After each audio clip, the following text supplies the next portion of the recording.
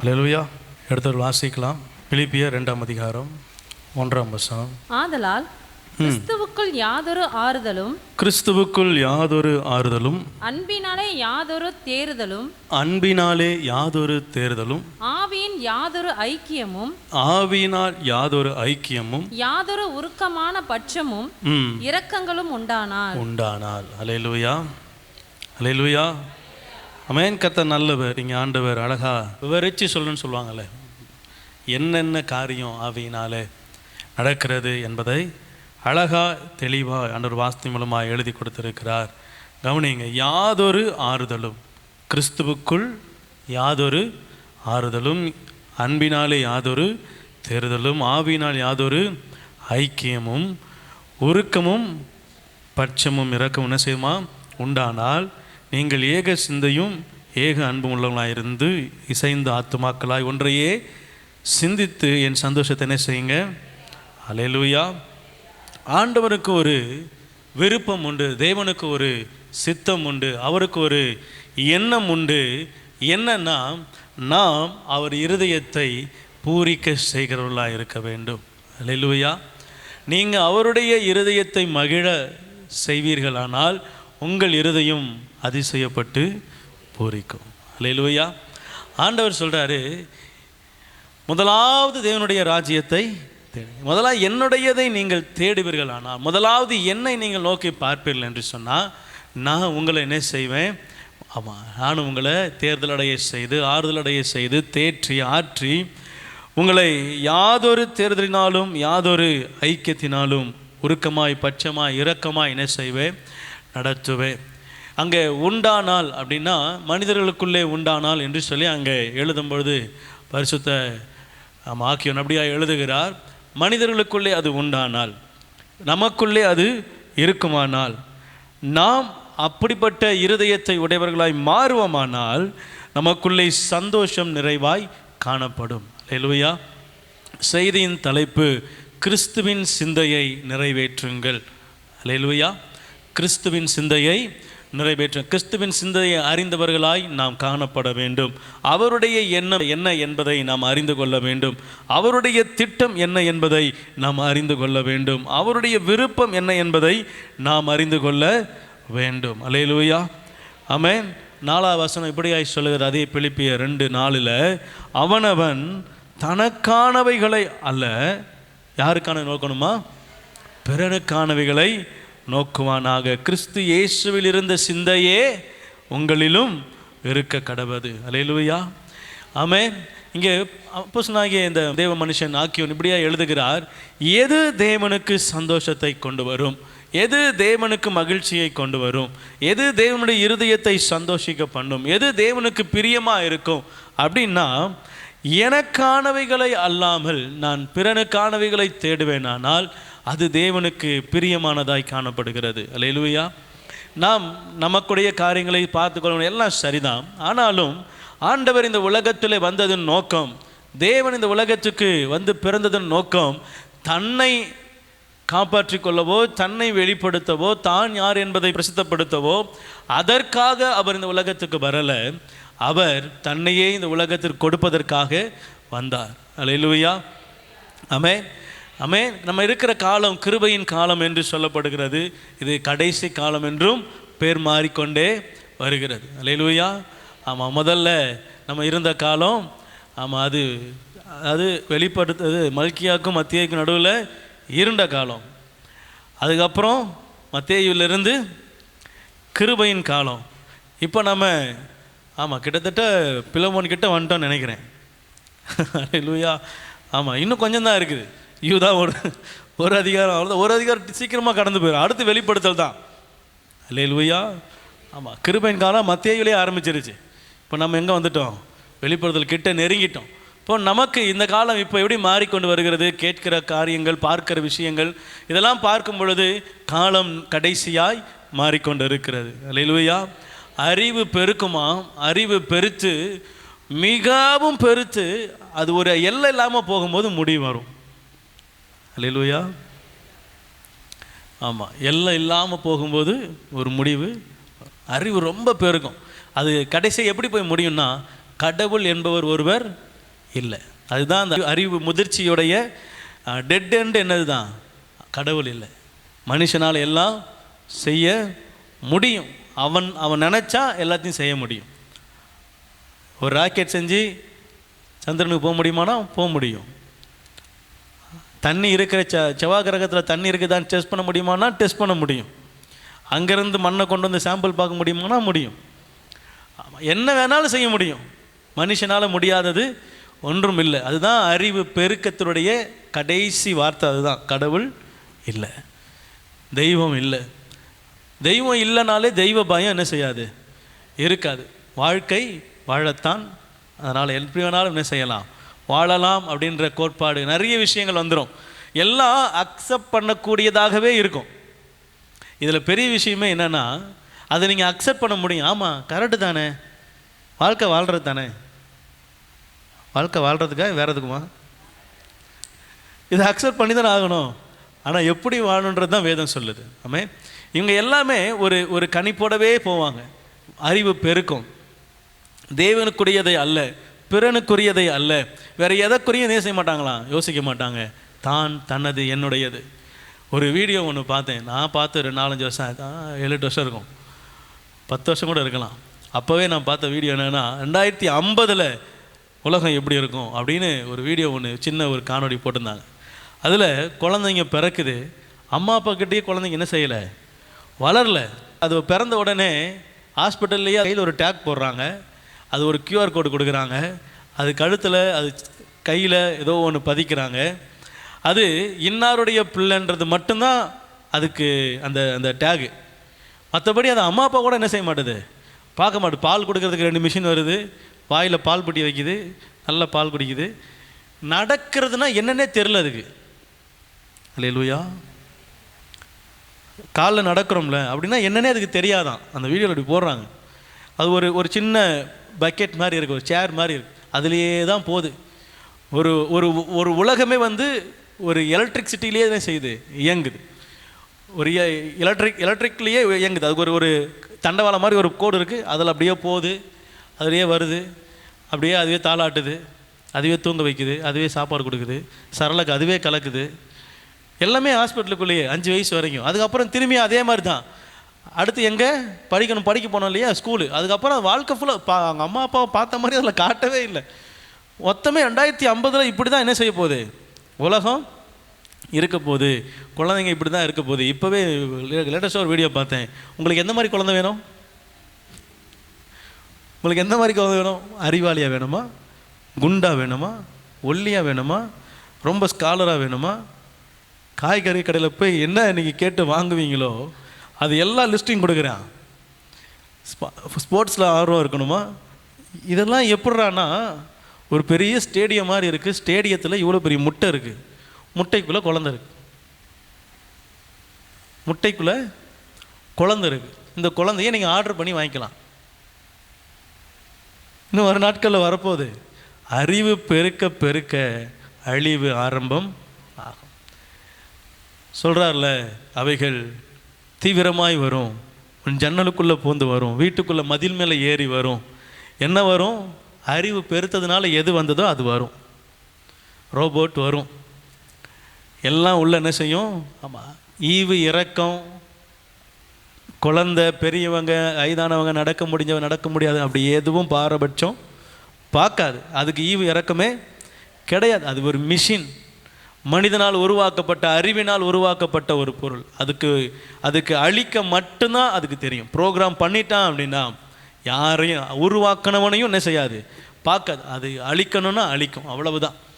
So எல்லா அறிவு பெருக்குது அப்படின்னா மற்றவனுக்குரியவர்களை எவனும் என்ன செய்ய மாட்டான், சிந்திக்க மாட்டான். ஆனால் ஆண்டவர் சொல்கிறார், இல்லை இல்லை இல்லை, அவனவன் தனக்கானவைகளை அல்ல பிறனுக்கானவைகளை நோக்க கடவன். அல்லேலூயா. ஏன் நம்ம வித்தியாசமானவங்க தெரியுமா? உலகம் யோசிக்கிறது போல பைபிள் நமக்கு என்ன செய்யாது, போதிக்காது. உலகம் சொல்லிக் கொடுக்கறது போல பைபிள் நமக்கு சொல்லிக் கொடுக்காது. வேதத்தில் ஆண்டவர் உங்களுக்கும் எனக்கும் சொல்லிக் கொடுக்குற வழி வித்தியாசமானது. அதனால தான் அதை கண்டுபிடிக்கிறவர்களே சிலர். இதை ஏற்றுக்கொள்ள யாரும் வெளியே போய் சொன்னால் ஏற்றுக்குவாங்களா? நீங்களே எத்தனை பேர் ஏற்றுக்கிறீங்கன்னு தெரியல. என்னப்பா சார், என் பொழப்பே இங்கே யாரு போய் தெரியுது, நான் போய் மற்றவங்களை பார்க்க முடியுமா அப்படின்னு என்ன செய்வேன். இருதயத்தில் சில நேரங்களில் சில கேள்விகள் வரும். சில பேர் சொல்லுவாங்க தனக்கு போக தான் தானமும் தர்மமும். கரெக்டு தான். உங்களுக்கு ஒருத்தர் ரெண்டு இருந்துச்சுன்னா தான் ஆண்டவர் என்ன செய்கிறாரு, ஒன்று கொடுக்க சொல்கிறார். அது சரி, ஆனால் கொடுக்கணும். 2 தான் பாஸ்டர் இருக்குது அப்படின்னீங்கன்னா சொல்லி முடிஞ்சு. கவனிங்களேன், வேதம் நமக்கு சொல்லி கொடுக்குற முறை வித்தியாசமானது. ஆண்டவருடைய இருதயம் ஜனங்களுக்காகவே தான் என்ன செய்யும், பரிதபிக்கும். சிலுவையில் கூட மறிக்க போகிற சூழ்நிலை கூட என்னை மன்னிச்சிருங்கன்னு ஒரு வார்த்தை காதில் கேட்டுருச்சுன்னா திரும்பி பார்ப்பார், எங்கடா இருக்க, வந்துடுறா, என்ன செய், என்கிட்ட வந்துடு, உன்னை ஏற்றுக்கொள்ளுகிறேன், இன்றைக்கு என்னோடு கூட பரதேசியில் இருப்பார். உடனே உடனே சாங்ஷன், உடனே உடனே உடனே ஆண்டவர் அந்த ஆத்மாவை ரட்சிப்பதில் அவர் அவ்வளவு ஆர்வம் உள்ளவராய், ஏக்கம் உள்ளவராய், விருப்பம் உள்ளவராய் இருக்கிறார். தேவச்சனமே, ஆண்டவரை ஆராதிக்கிற நீங்களும் நானும் தேவனுடைய இருதயத்தை அறிந்தவர்களாய் செயல்படுவோம். கர்த்தர் ஆண்டவர் அழகாக சொல்கிறாரு, ஆதலால் கிறிஸ்துவுக்குள் யாதொரு ஆறுதலும், நீங்கள் ஆண்டவருக்குள்ள யாதொரு ஆறுதலும், அன்பினாலே யாதொரு தேறுதலும், ஆவினாலே யாதொரு ஐக்கியமும், யாதொரு உருக்கமும் பட்சமும் இரக்கமும் உங்களுக்குள்ளே உண்டானால் அது எப்படி இருக்குமா, ஏக சிந்தையும் ஏக அன்பும் உள்ளவராக இருந்து இசைந்த ஆத்துமாக்களாய் ஒன்றையே சிந்தித்து என் சந்தோஷத்தை என்ன செய்யுங்க, நிறைவாக்குங்க. இது அப்போஸ்தலனாகிய வேலை பவுல் எழுதியிருந்தாலும் கூட ஆவியானவர் தான் அவருடைய இருதயத்தை என்ன செய்கிறார், வெளிப்படுத்துகிறார். தேவன் தான் அவருடைய இருதயத்தை வெளிப்படுத்துகிறார். இங்கே என்னுடைய சந்தோஷத்தை நிறைவாக்குங்கன்னு அவர் சொல்லும் பொழுது அது அங்கே அவருடைய சந்தோஷத்தை அல்ல. அவர் நம்மை போல மாம்சம் தேகமுள்ள சாதாரண பாடுள்ள மனுஷன்தான். அங்கே ஆண்டவர் எதிர்பார்க்க, என்னுடைய சந்தோஷத்தை நிறைவாக்குங்க. என்னுடைய சந்தோஷம் என்ன, நீங்கள் அன்புள்ளவர்களாய், தேர்தல் உள்ளவர்களாய், ஆறுதல் உள்ளவர்களாய், தேற்றுகிறவர்களாய், ஆற்றுகிறவர்களாய், அநேகரோடு கூட ஐக்கியமாக இருக்கிறவர்களாய், ஒருமனமாய் உள்ளவர்களாய், என்ன செய்யணுமா, பட்சம் உள்ளவர்களாய், ஏக சிந்தை உள்ளவர்களாய், ஏக அன்பும் உள்ளவர்களுமாய், இசைந்த ஆத்துமாக்களாய் ஒன்றையே சிந்தித்து அவருடைய சமூகத்தில் அவருடைய இருதயத்தை நிறைவேற்றுகிறவர்களாய் நீங்களும் நானும் காணப்பட வேண்டும். அப்படி நடக்குமானால் அதுக்கு வழி சொல்கிறார் பாருங்களேன். அப்படி நீங்கள் செய்யணும்னா, அப்படி செய்கிற சிந்தை என்ன தெரியுமா, தனக்கானவைகளை அல்ல, பிறனுக்கானவைகளை. அல்லேலூயா. கிறிஸ்து எப்படி அவரை இந்த உலகத்தில் கொடுத்து இந்த உலகத்தில் அன்பு கூர்ந்தாரோ, தன்னைத்தானே ஒப்பு கொடுத்தாரோ, பிதா அன்பு கூர்ந்தது போல, கிறிஸ்து நம்மில் அன்பு கூர்ந்தது போல நாமும் எல்லாரிடத்திலும் என்ன செய்யணுமா, அன்பு கூற வேண்டும். அல்லேலூயா. ஆமாம், கிறிஸ்து இயேசுவில் இருந்த சிந்தையே என்னிலும் உங்களிலும் இருப்பதாக. அப்படி இருக்கும்னா, அந்த சிந்தை நம்மிடத்தில் உருவாகும்னா நம்ம என்ன செய்வோமா, ஆமாம், ஆசீர்வதிக்கப்பட்டவர்களாக இருக்கிறோம். அல்லேலூயா. ஆமாம், அந்த சிந்தை எங்களுக்குள்ளே எனக்குள்ளே இருக்குமானா நாம் அவருடைய சிந்தையை உடையவர்களாக என்ன செய்கிறோம், மாறுகிறோம். அல்லேலூயா. மாறவே ஆசைப்படுகிறேன், என்னை மாற்றிவிடும் அருமை நேசரே, மாறவே ஆசைப்படுகிறே, என்னை மாற்றிவிடும் அருமை நேசரே. பாடலால் அல்ல, நம்ம இருதயத்திலிருந்து என்ன செய்யணும், அதை கொண்டு வரணும். அல்லேலூயா, அல்லேலூயா. ஆமாம், நம்முடைய இருதயத்திலிருந்து அதை ஆண்டவர் என்ன செய்கிறார், வரணும்னு எதிர்பார்க்கிறார். எல்லாரும் ஆண்டவருக்கு ஆண்டவருடைய விருப்பத்தை நிறைவேற்ற தான் என்ன செய்கிறோம், விரும்புகிறோம். ஆனால் ஆண்டவர் சொல்கிறாரு, நீ வாயின் வார்த்தையினால் சொல்லி அதை என்ன செய்ய முடியாது, நிறைவேற்ற முடியாது. அல்லேலூயா. வாயின் வார்த்தைகளினாலே அவைகளை நிறைவேற்ற முடியும் அப்படின்னா யாருமே என்ன செய்ய முடியாது, ஆண்டுடைய வார்த்தைகள், ஆண்டுடைய இருதயத்தை அறிந்து செயல்படவே முடியாது. வாயின் வார்த்தையில் நான் முதல் ராஜா சவுல் வாயின் வார்த்தையில் ஆண்டவர் என்ன செய்கிறான், திருப்திப்படுத்த பார்க்குறான். உமக்காக தான் ஆண்டவர், உமக்காக தான் எடுத்து வச்சேன், உமக்காக தான் கொண்டு வந்தேன், உமக்காக தான் இதை உயிரோட வச்சிருக்கிறேன். ஆண்டவர் சொல்கிறாரு, நீ அப்படி எனக்கு செய்ய வேண்டிய அவசியமே கீழ்ப்படிதல் தான் எனக்கு தேவையான காரியம், அதுதான் உத்தமம் என்று நான் விரும்புகிறேன். என்னுடைய இருதயம் அதைத்தான் என்ன செய்து உங்ககிட்ட எதிர்பார்க்குது. நீ வாயின் வார்த்தையில் நான் சொல்லுகிற வார்த்தையை கொண்டு நான் ஒன்றும் செய்ய போகிறது இல்லை, அது எனக்கு பிரியமானதும் இல்லை. நான் மாறவே ஆசைப்படுறேன்னா இந்த பிலிப்பியரில் ஆண்டவர் உங்களுக்கு கொடுக்குற வார்த்தையின்படி உங்கள் இருதயத்தை என்ன செய்யுங்க, ஒப்பு கொடுங்க. அல்லேலூயா, அல்லேலூயா. தனக்கானவைகளை அல்ல, பிறனுக்கானவைகளை நோக்க கடவன். கிறிஸ்து இயேசுவுக்கு அந்த சிந்தை தான் இருந்தது, அதே சிந்தை தான் இன்றைக்கு உங்களுக்கும் என்னிடத்திலும் இருக்க வேண்டும் என்று சொல்லி தேவன் என்ன செய்கிறார், எதிர்பார்க்கிறார். அல்லேலூயா.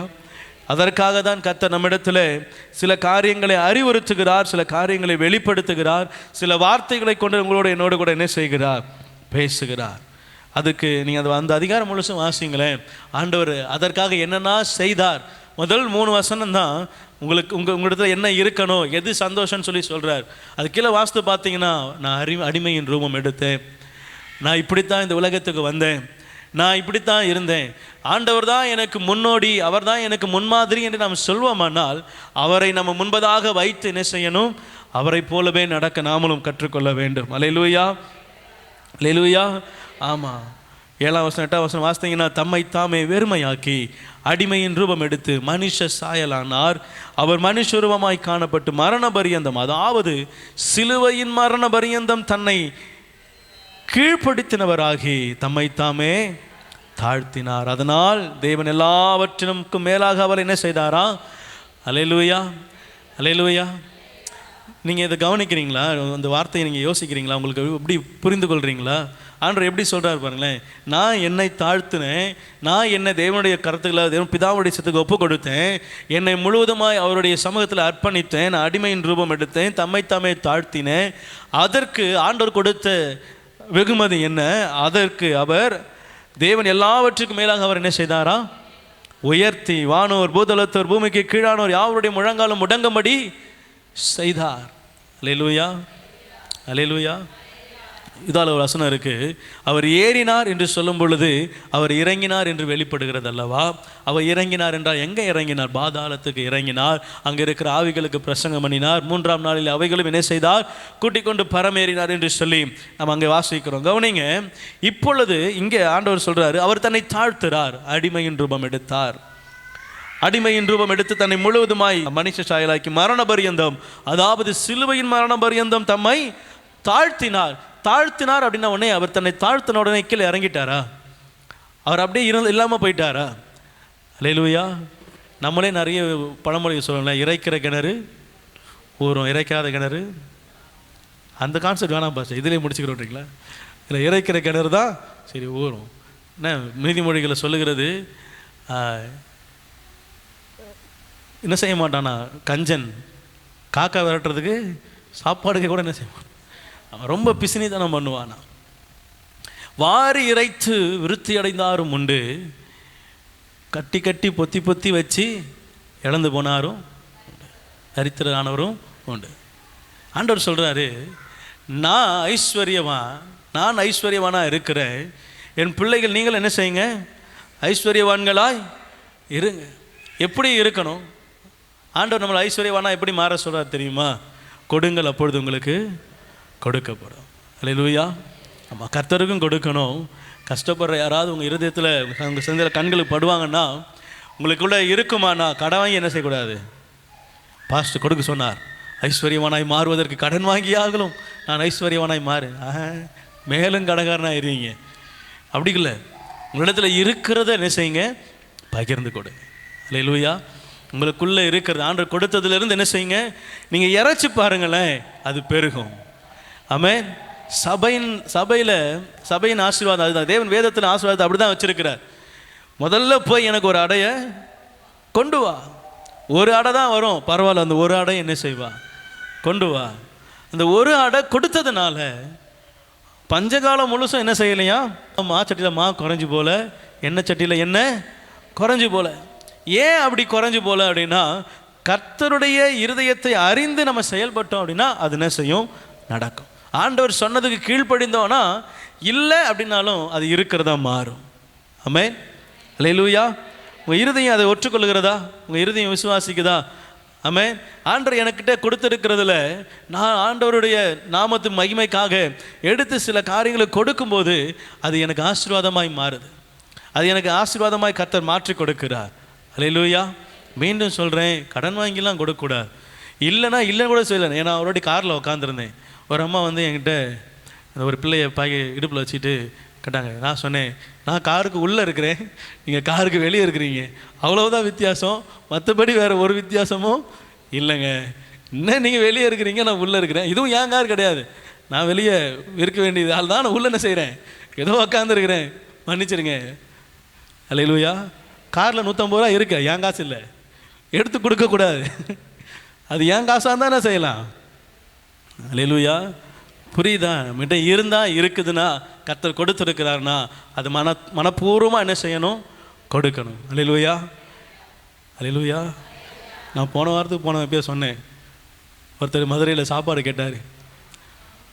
நானே 150 ரூபாய்க்கு சாப்பிட மாட்டேன். அப்படி யோசித்து பார்த்தேன். அப்புறம் எனக்கு மனசு கேட்கல. சரி, நம்ம எத்தனையோ நாள் 150 ரூபாய்க்கு மேலே என்ன செஞ்சுருக்கிறோம்? சாப்பிட்ருக்குறோம். அவர் சாப்பிட்டாரோ சாப்பிடலே தெரில. ஒரு நாள் நம்ம கம்மியாக சாப்பிட்டு அவருக்கு என்ன செய்வோம்? அல்லேலூயா. கவனிங்களேன், இருக்கும்போது உங்கள் இடத்துல கொடுப்பதில் என்ன செய்யக்கூடாது? யோசிக்க இல்லை, அதை உங்கள் இருதயத்தில் சில கலக்கம் வந்தாலும் கர்த்தர் மேலே பாரத்தை வச்சு என்ன செய்யுங்க? அல்லேலூயா. நீங்கள் இறைச்சி பாருங்களேன், கர்த்தர் கொடுப்பார். ஆமென். நீங்கள் இறைச்சி பாருங்கள், கர்த்தர் என்ன செய்வார்? ஆசீர்வதிப்பார். கொடுங்க, கர்த்தருக்கென்று கொடுங்க, முடியாதவங்களுக்கு கொடுங்க. நம்ம அப்படித்தான் ஆண்டவருடைய அன்பை என்ன செய்ய முடியும்? விளங்க பண்ண முடியும். அல்லேலூயா. அவர் தம்மை தாழ்த்தினார், பிதா அவரை உயர்த்தினார். நீங்கள் அவருக்கு முன்பதாக தாழ்மைப்படுங்க, அவர் சொன்னதை செய்யுங்க, கர்த்தர் உங்களை உயர்த்துவார். ஆமென். மனுஷனிடத்திலிருந்து வரும்னு எதிர்பார்த்தீங்கன்னா ஏமாந்து போவீங்க. நம்ம செய்கிறோம், இவங்க மறுபடியும் எனக்கு செய்வாங்கன்னு நினச்சிங்கன்னா ஏமாந்துருவீங்க. நீங்கள் ரொம்ப அப்புறம் கஷ்டப்பட்டு போயிடுவீங்க. அப்படி நினைக்கக்கூடாது. கர்த்தருக்கென்று விதைக்கிறேன், இதை ஆண்டவர் எனக்கென்று கொடுக்குறேன், ஆண்டவர் எனக்கு என்ன செய்வார்? கொடுப்பார். அவ்வளோதான். ஆண்டவர் மேலே தான் விசுவாசம் இருக்கணும். அல்லேலூயா, அல்லேலூயா. ஆமாம், சொல்கிறாரு பாருங்க, பிதா அவர் எல்லாவற்றுக்கும் மேலாக உயர்த்தினார். இயேசுவின் நாமத்தை பூதலோரத்தோர் வானோர் பூதலத்தோர் பூமி கீழான யாவருடைய முழங்காலும் அவருக்கு முன்பதாக முடங்கும்படியாய் அவரை மேன்மையாய் உயர்த்தினார் என்று வசனம் சொல்லுகிறது. அல்லேலூயா. கர்த்தர் உங்களையும் என்னையும் உயர்த்த வல்லவராக இருக்கிறார். அவர் இருதயம் சந்தோஷப்படும்படியாய் நீங்களும் நானும் நடக்கணும்னு ஆண்டவர் விரும்புகிறார். மீண்டுமாய் நான் அந்த முதல் வசனத்தை நான் வாசிக்க விரும்புகிறேன். முதல் 1ஆம் வசனம் 2ஆம் வசனத்தில், ஆதலால் கிறிஸ்துவுக்கு யாதொரு ஆறுதலும், கிறிஸ்துவுக்குள் யாதொரு ஆறுதலும், அன்பினாலே யாதொரு தேறுதலும், அன்பினாலே யாதொரு தேறுதலும், ஆவியின் யாதொரு ஐக்கியமும், ஆவியின் யாதொரு ஐக்கியமும், யாதொரு உருக்கமான பட்சமும், யாதொரு உருக்கமான பட்சமும், இரக்கங்களும் உண்டானால் நீங்கள் ஏக சிந்தையும், நீங்கள் ஏக சிந்தையும், ஏக அன்புள்ளவர்களாய், ஏக அன்புள்ளவர்களுமாய் இருந்து, இசைந்த ஆத்துமாக்களாய், இசைந்த ஆத்துமாக்களாய், ஒன்றையே சிந்தித்து என் சந்தோஷத்தை நிறைவாக்குங்கள். என் சந்தோஷத்தை நிறைவாக்குங்கள். ஒன்றையே சிந்தித்து, ஒன்றையே சிந்தித்து. எந்த ஒன்றைனா அவர் எனக்கு தருவார். அவ்வளவுதான். உங்கள் விசுவாசம் ஒன்றே ஒன்று தான் இருக்கணும். ஒன்றே ஒன்று தான் உங்கள் சிந்தனையில் இருக்கணும். கிறிஸ்து எனக்கு ஜீவன், கிறிஸ்து எனக்காக யாவையும் செய்து முடிப்பார், கிறிஸ்துவுக்காக நான் யாவையும் செய்ய ஆயத்தமாக இருக்கிறேன், அவரை நம்பி எதையும் செய்ய என்ன செய்கிறேன்? என்னை ஒப்பு கொடுப்பேன். அவரை நம்பி நீங்கள் எதுவும் என்ன செய்யலாம்? அல்லேலூயா. அவர் சொல்லி செய்யணும். உம்மை நம்பி அப்படின்னு சொல்லக்கூடாது. சவுல் மாதிரி சொல்லிடக்கூடாது. உமக்காக ராஜாவையே கொல்லாம் வைத்திருக்கிறேன், உமக்காக கொளுத்தவைகளை வைத்திருக்கிறேன், உமக்காக ஓடி போயிரு நிற்காத எனக்கு முன்னாடி அப்படின்றவர். தள்ளிட்டார். அதுக்கப்புறம் அவனை ஏறெடுத்து கூட என்ன செய்யலை? ஆண்டவர் பார்க்கல. அவனை ஒரு பொருட்டாவே அடுத்தவர் என்ன செய்யலை? கர்த்தர் ஒரு லிஸ்ட்டில் கொண்டு வரல. எச்சரிப்பாக தான் சவுலை வச்சிருக்கிறாரே தவிர வேதத்தில் ஆசீர்வாதத்துக்காக சவுலை என்ன செய்யலை? வைக்கலை. கவனிங்க, உங்களுக்கும் எனக்கும் ஆண்டவர் ஆசீர்வாதத்தை தான் கொடுக்க விரும்புகிறார். ஆனால் அவர் சொல்லி அவருடைய இருதயத்தை அறிந்தவர்களாய் நம்ம காணப்படணும். நீ தினந்தோறும் ஜெபித்து தினந்தோறும் வேதம் வாசித்தாலே அவர் சத்தத்தை கேட்க முடியும். அவர் சொல்கிறாரா சொல்லலையான்னு அறிந்து கொள்ள முடியும். இது பிசாசின் சத்தமா இது தேவனுடைய சத்தமானு அறிந்து கொள்ள முடியும். ஆமென். யோவான் 10ஆம் அதிகாரத்தில் அவர்கள் ஆடுகளை எடுத்து வெளியே விட்ட பின்பு அவைகளுக்கு முன்பதாக நடந்து போகிறான். அவைகள் அவன் காலடி சத்தத்தை அறிந்திருக்கிறபடியினால் அவனுக்கு பின் செல்கின்றான். ஒரு ரோட்டில் ஒரு மனுஷன் மட்டும்தான் போவானா? ரோட்டில் ஒரே ஒரு ஆள் மட்டும்தான் போவாங்களா? இந்த மேய்ப்பன் மட்டும்தான் போகிறானா? அவன் மட்டும்தான். மேய்ப்பன் தனியாக செருப்போடு என்ன செய்ய மாட்டான், அவ்வளோவா போட்டு. ஆமாம், நான் இப்போ நம்ம ஊர் ஆட்கள் மட்டும்தான் என்ன செய்கிறாங்க? ஆமாம், போகிறாங்க. அந்த ஊர் ஆட்கள்லாம் ஒரு கட்டை தான் என்ன செய்கிறாங்க? யூஸ் பண்ணியிருக்கிறாங்க. காலில் ஒரு கட்டை மாதிரி தான் செஞ்சுறாங்க, கட்டிக்கிறாங்க. மற்றபடி நிறைய அப்படி ஒன்றும் ஸ்பெஷலான ஷூஸ்லாம் என்ன செய்ய மாட்டாங்க. ஆமாம், ஏதோ ஒரு ஸ்பெஷலான வித்தியாசமான ஷூ போட்டிருந்தா அந்த ஷூ வித்தியாசமான சவுண்டு கொடுக்கும். அந்த சவுண்டை கேட்டு ஆடு போதுன்னு சொல்லலாம். இவன் சாதாரண மெய்ப்பன். இவன் பின்னாடி இந்த ஆடு போதுன்னா தினந்தோறும் அவன் சத்தத்தை என்ன செய்து கேட்குது. எப்போ அவன்கிட்ட வந்துச்சோ, அவன்கிட்ட எப்போ அவனுடைய மந்தைக்குள்ளே வந்துச்சோ அப்பத்திலிருந்து அவன் சத்தம் எப்படி இருக்குது, அவனுடைய குரல் எப்படி இருக்குது, அவனுடைய சவுண்டு எப்படி கொடுக்குறான், அவனையே அவனையே அவனையே கவனித்து அந்த ஆடுக்கு அவன் சவுண்டு மட்டும்தான் என்ன செய்யுது, கேட்குது. அல்லேலூயா. மெய்ப்பன் இயேசு ஆடுனான் ஆதலால் பயம் இல்லை அப்படின்னு பாடுறதுல இல்லை. மெய்ப்பனுடைய குரல் என்ன செய்யணும், கேட்கிற ஆடாக இருக்கணும். ஆமாம், அதுலேயும் 99 ஆடு ஒழுங்காக இருந்தாலும் ஒரு ஆடு தவறு என்ன செஞ்சிருது, எங்கிட்டாவது முள்ள போய் மாட்டிக்குது. ஆனால் மெய்ப்பனும் பாருங்களேன், 99 ஆடு தான் இருக்குதுன்னு தெரிஞ்சால் அந்த ஒரு ஆடுக்காக பரிதபித்து என்ன செய்கிறான், மீண்டுமாய் திரும்பி மெய்த்து வந்த இடங்களெல்லாம் தேடி போகிறானா. இதுதான் மெய்ப்பனுக்கும் ஆடுகளுக்குள்ள ஐக்கியம். ஆமென். மெய்ப்பன் ஆடுகளுடைய காரியங்களை அறிந்திருக்கணும், ஆடுகள் மெய்ப்பனுடைய சத்தத்தை அறிந்திருக்கணும். இப்படி அறிந்திருக்குமானால் அவைகள் ஒரே இடத்துல ஒரே காரியத்தில் எல்லாவற்றிலும் நேர்த்தியாய் போக முடியும். இல்லை என்று சொன்னால் ஒருவர் விடுபட்டு போக ஒருவர் தான் என்ன செய்ய முடியும், போய் சேர முடியும். அல்லேலூயா. இப்போ ஆண்டவர் சொல்கிறார், என் இருதயத்தை சந்தோஷமாக்குங்க அப்படின்னா என் சத்தத்தை என்ன செய்யுங்க, கேளுங்க. அவருடைய இருதயத்தை சந்தோஷப்படுத்தணும்னா அவர் என்னிடத்துல என்ன சொல்கிறான்றதை நான் முதலாவது என்ன செய்யணும், கேட்கணும். அவர் வார்த்தை எனக்கு கேட்காம நான் எதையும் அவருக்கு பிரியமானதை என்ன செய்ய முடியாது, செய்ய முடியாது. ஆண்டவர் சொல்கிறாரு, ஏக சிந்தையுடையவர்களாக இருங்க, கர்த்தருக்கென்று உதாரத்துவமாக நீங்கள் கிரியை செய்ய ஆயத்தமாக இருங்க. உங்களிடத்துல ஒருவன் ஏதாவது உதவி கேட்குறாங்கன்னா செய்ய முடிந்தும் செய்யாமல் என்ன செய்யக்கூடாது. உனக்கு திராணி இருக்கும் பொழுது செய்யத்தக்கவர்களுக்கு அதை செய்யாமல் இராதே. இப்போ செய்ய முடியும் பொழுது அதை என்ன செய்யணும். ஆண்டவருக்கு அது பிரியமான ஒன்று. அல்லேலூயா. ஆண்டவருக்கு அது மிகவும் பிரியமான ஒன்று. ஆண்டவர் ஓமையில் சொல்லும்போது கூட ஒருவன் எஜமான் என்ன செஞ்சிட்டானா, போய் படுத்துட்டான், பிள்ளைகளோடு கூட படுத்துட்டானா, வந்து கதவை தட்டி அலத்தி கேட்கும்போது நான் படுத்துட்டேன், என்ன செய்ய முடியும், பிள்ளைகள் தூங்குறாங்க, எழும்பி வர முடியாது. அவனை ஒழியாமல் அலட்டுறது நிமித்தம் என்ன செய்கிறானா, எழுந்து. இது ஆண்டவர் ஓமையாக சொல்கிறார். அதாவது அநியாயமுள்ள எஜமானே நீதி செய்ய கரெக்டாக இருக்கும் பொழுது நான் நீதி உள்ள எஜமான். நீங்கள் உண்மையாக கொடுக்குறீங்கன்னா அதை கர்த்தர் கணக்கில் வச்சுருப்பார், நிச்சயம் கொடுப்பார். அவர் அநீதியுள்ள தேவன் அல்ல, பாரபட்சம் பார்க்கிறவர் அல்ல, மறந்து விடுகிறதுக்கு அவர் மனிதன் அல்ல. அவர் நினைவில் வச்சிருப்பார், நிச்சயம் செய்வார். அதுக்கு உண்டான காரியத்தை கர்த்தர் நிச்சயம் கொடுப்பார். ஏன்னா நீங்கள் அவர் இருதயத்தை சந்தோஷப்படுத்திருக்கிறீங்க, நீங்கள் அவர் இருதயத்தை மகிழ பண்ணியிருக்கிறீங்க, நீங்கள் ஒரே சிந்தையாக ஏக சிந்தையாக உதவி செய்திருக்கிறீங்க. உங்களுக்கு உண்டான பலனை கர்த்தர் நிச்சயம் உங்களுக்கு கொடுக்கிறவராக இருக்கிறார். அல்லேலூயா. ஆமென். அப்படியே கண்களை மூடி உங்கள் இருதயத்தில் ஆண்டவருக்கு நேராக ஒப்பு கொடுக்குறீங்களா? ஆண்டவரே, நான் உமக்கு பிரியமாய் வாழ விரும்புகிறேன், உங்கள் விருப்பத்தை உங்கள் சித்தத்தை நிறைவேற்ற விரும்புகிறேன், நீங்கள் சொல்லுகிற வார்த்தையின்படி நடக்க விரும்புகிறேன். அப்பா, ஏக சிந்தை உடையவர்களாய் யாதொரு ஆறுதலும் அன்பிலும் யாதொரு தேறுதலிலும் ஆவியினால் யாதொரு ஐக்கியமும் யாதொரு உருக்கமும் பட்சமும் இரக்கமும் உண்டானால் ஏக சிந்தை உடையவர்களாக இருந்து அன்புள்ளவர்களாக இருந்து இசைந்த ஆத்துமாக்களாய் ஒன்றையே சிந்தித்து உம்முடைய இருதயத்தை சந்தோஷப்படுத்த எங்களை ஒப்பு கொடுக்கிறோம்.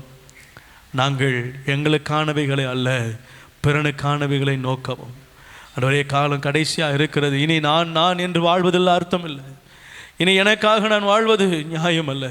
ஆண்டவரே, நீர் உமக்காக வாழாமல் எங்களுக்காக வாழ்ந்தீங்க, நாங்களும் எங்களுக்காக வாழாமல் உம்மை கொண்டு உம்மை அறிவிக்கிற பாத்திரங்களாய் உமக்காக அநேகரை உம்முடைய சமூகத்தில் கூட்டி சேர்க்கிற பாத்திரங்களாய் வாழ விரும்புகிறோம்.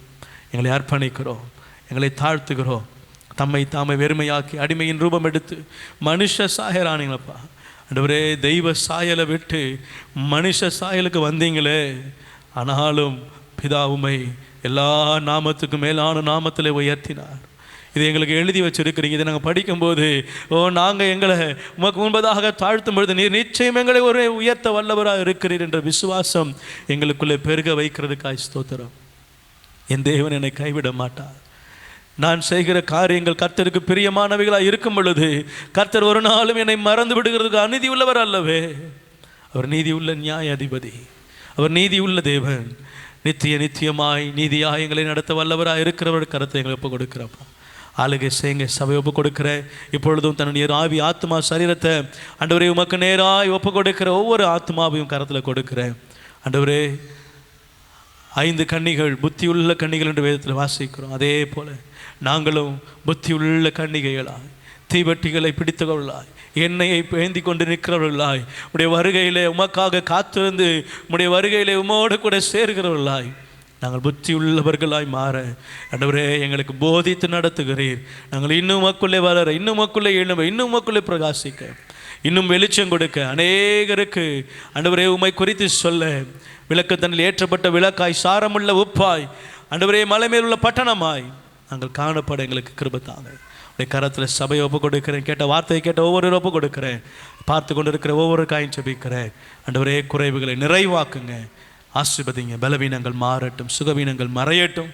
இயேசுவின் ரத்தம் ஒவ்வொரு சிரசு மேலும் விழட்டும். இயேசுவின் நாமத்து நல்ல பிதாவே, ஆமென்.